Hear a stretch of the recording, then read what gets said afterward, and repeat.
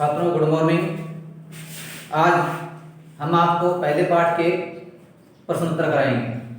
कल जो कृषि के विभिन्न चरण थे उन सब की पूर्ति हो गई थी, कंप्लीट हो गया था। लास्ट में भंडारण था, साइलों में भंडारण कर देते हैं अधिक अनाज को। उसके पश्चात हमारे पाठ्य पुस्तक के कुछ प्रश्न आ रहे हैं, उनको आपको समझना है। पहला जो प्रश्न अपना है रिक्त स्थान की पूर्ति करना।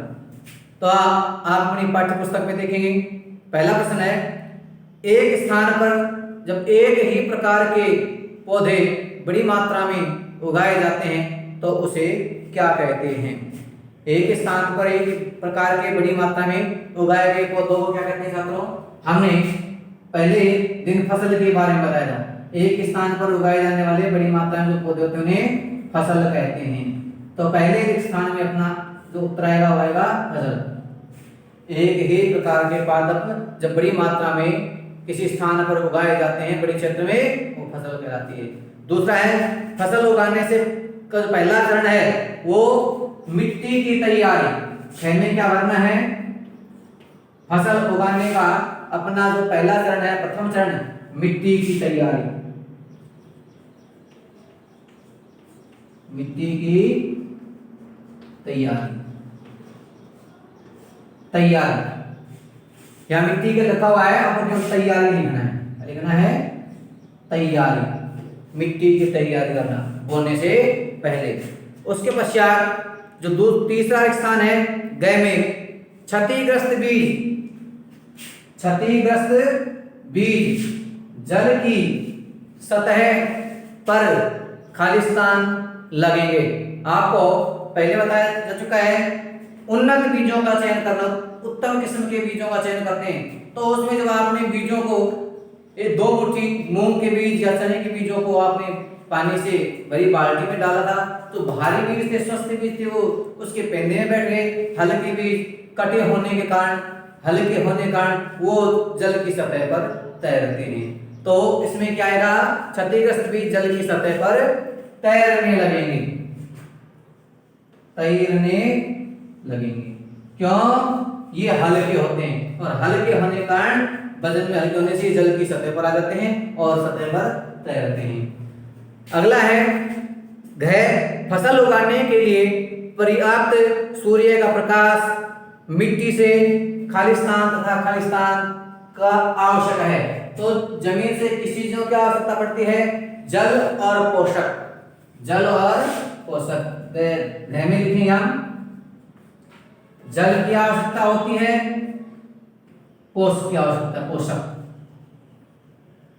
जल और पोषक तत्व। ये जमीन में से जल और पोषक तत्व जड़ द्वारा अवशोषित किए जाते हैं।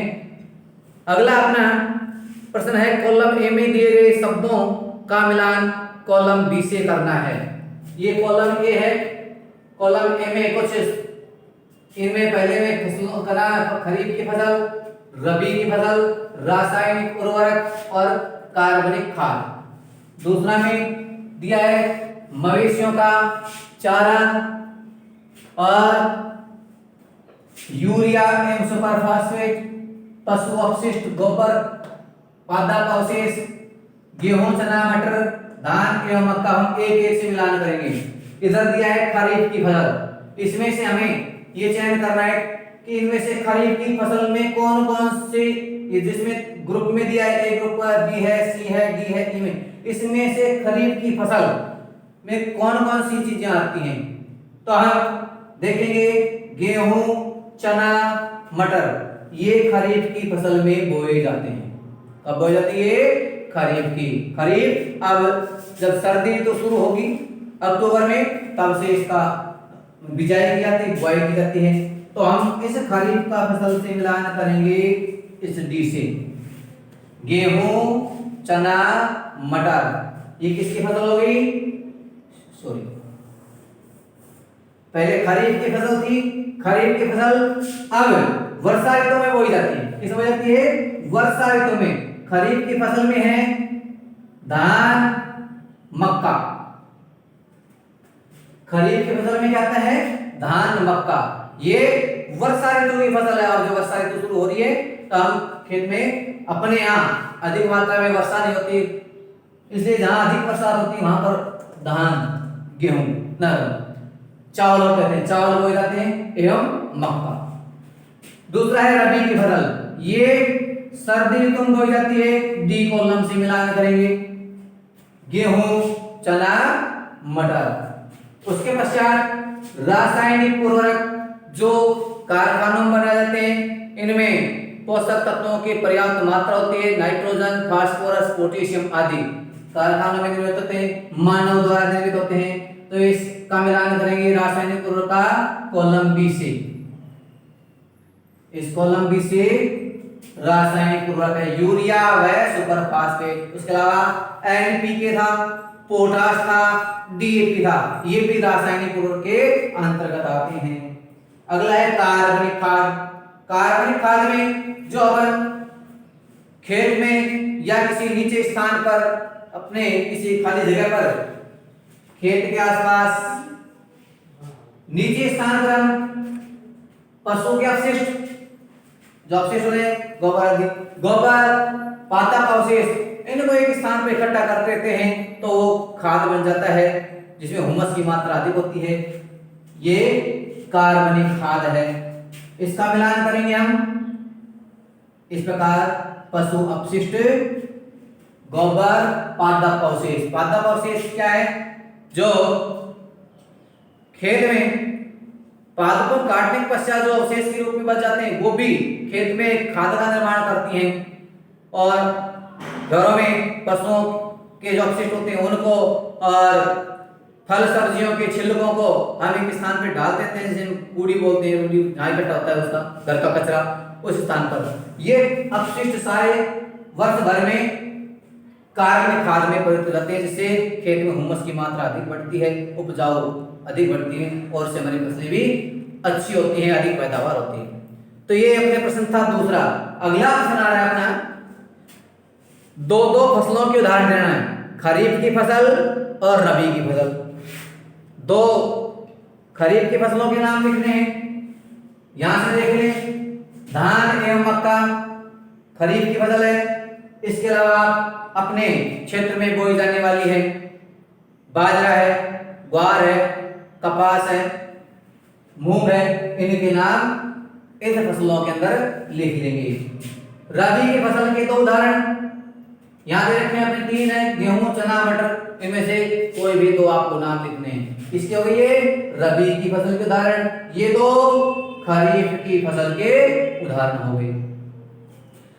उसके बाद अपना अगला चरण है मिट्टी तैयार करना।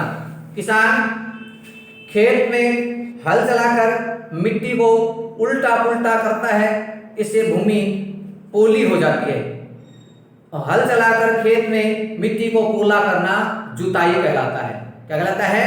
जुताई कहलाता है। और इस जुताई के फलस्वरूप खेत में कुछ मिट्टी के बड़े डले उत्पन्न होते हैं, उनको एक पाटल आती है जिसे मेज बोलते हैं अपने क्षेत्र में, उससे उसको ऊपर जब फेरते हैं ट्रैक्टर के पीछे, कल्टीवेटर मशीन के पीछे लगा तो उससे ढेले फूट जाते हैं, अपना खेत जमीन समतल हो जाती है, जिससे सिंचाई में आसानी रहती है। खेत में खरपतवार को भी हटाया जाता है। तो इस प्रकार अगला आ रहा है अपना बुआई करना। जब खेत में मिट्टी को जुताई कर दी जाती है, जुताई के पश्चात दूसरा जो अपना चरण है वह है बुआई करना। बुआई करने के लिए किसान खेत में हल चलाकर पहले मिट्टी को एकदम तैयार कर देता है, तैयारी कर देता है, फिर उत्तम किस्म के बीजों का उसमें चयन करके बिजाई करता है। इसके लिए वह हल द्वारा जो पशुओं द्वारा करते हैं तथा दूसरे सीड ड्रिल मशीन का उपयोग करता है, जिससे और सीड ड्रिल मशीन का उपयोग करके खेत में बुआई का काम करता है। इसलिए उन्नत किस्म के बीजों का उपयोग करता है ताकि अधिक उपज या अधिक पैदावार हमें दे सके। निराई करना क्या है? निराई, खेत में कुछ खरपतवार पौधे होते हैं, खेत में खरपतवार पौधे होते हैं, खरपतवार,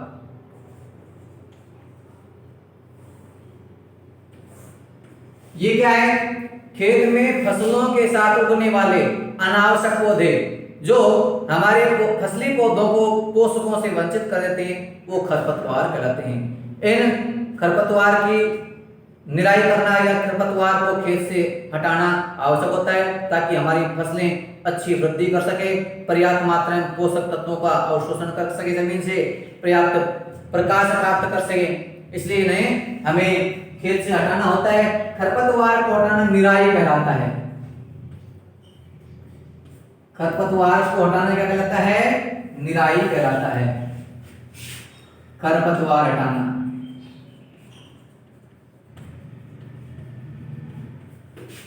निराई कहलाता है।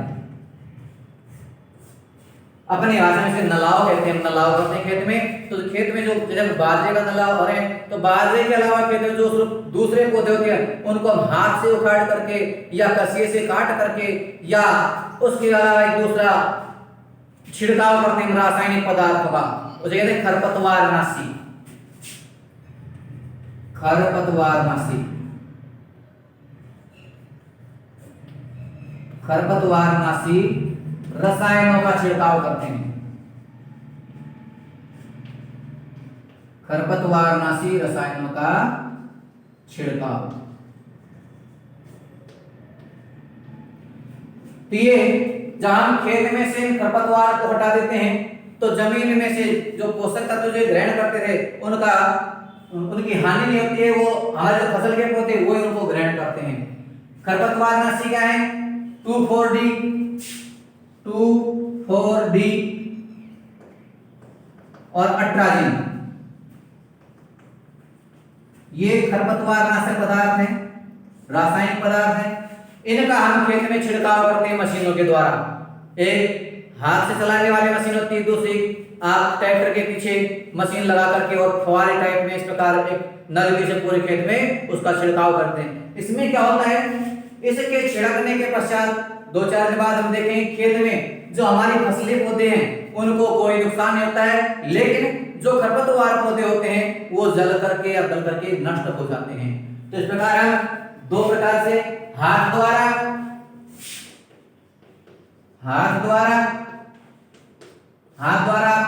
उखाड़ करके या कसी से काट करके निराई करते हैं, नलाव करते हैं। दूसरा रसायनों का छिड़काव करके 2,4-D और अट्राजिन का छिड़काव करके हम खेत से खरपतवार को हटाते हैं। तो ये अपने निराई का टॉपिक हो गया। उसके पश्चात है थ्रेसिंग। थ्रेसिंग क्या है?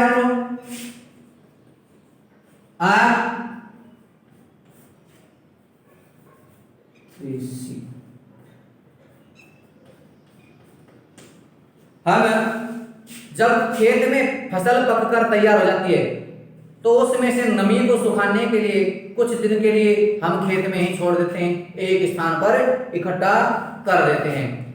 जब उसमें नमी कम हो जाती है, फसलें सूख जाती है, तो उसको एक मशीन आती है हार्वेस्टिंग सिस्टम, कंबाइन मशीन बोलते हैं,